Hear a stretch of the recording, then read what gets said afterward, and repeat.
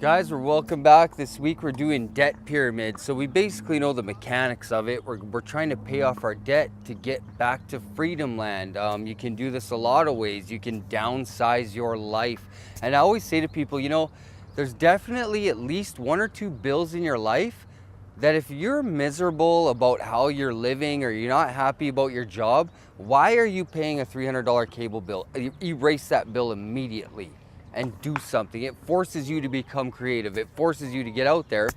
But today, I also want to talk a bit about assets, because what I learned from people who are very wealthy, okay, not from mom and dad, not from my teachers, but from people who have the life I actually want.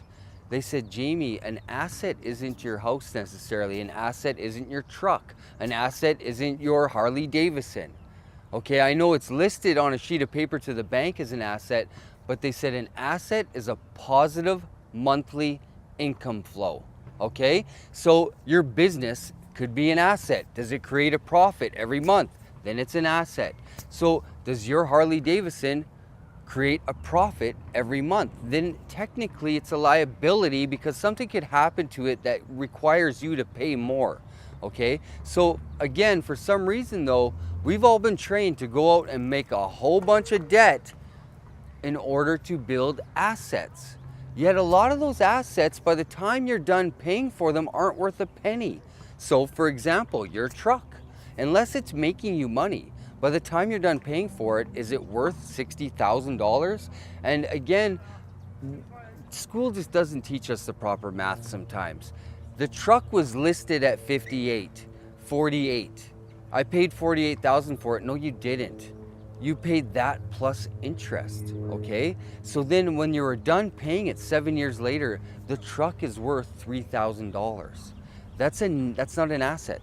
That's a massive negative at the end of the day. Now, if your truck is used and to make you money through your business, you're allowed to use the kilometer count on it, you get a check for that, that can become an asset. There's a way of doing this. I'm not actually the guy to answer how to do that.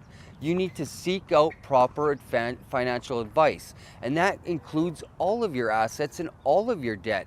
And I wanted to end today by saying, just remember one thing about who you're getting your advice from on this, because when you go see your financial advisor, ER, that probably means that person's a salesman with limited training, okay? I have met a lot of financial advisors and ors. OR means they have a legal obligation to do what's right for you, but I've met both that are broke. So why am I going to you for financial advice? You're broke.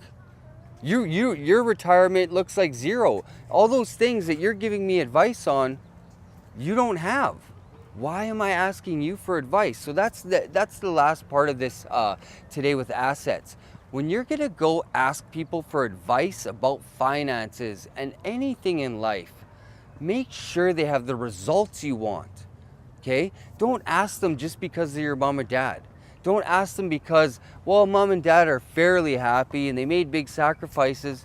No. Ask the people who really have the quality of life that you're looking for. Ask them, how did you get it? Can you please mentor me? Can you please show me how to do it? Because most institutions where you go to seek advice, they're there to sell you on what they have. So, sum it up. Check out your assets. Make sure they're actually a positive monthly income flow. Check who you get advice from. Welcome to Bread and Circuses.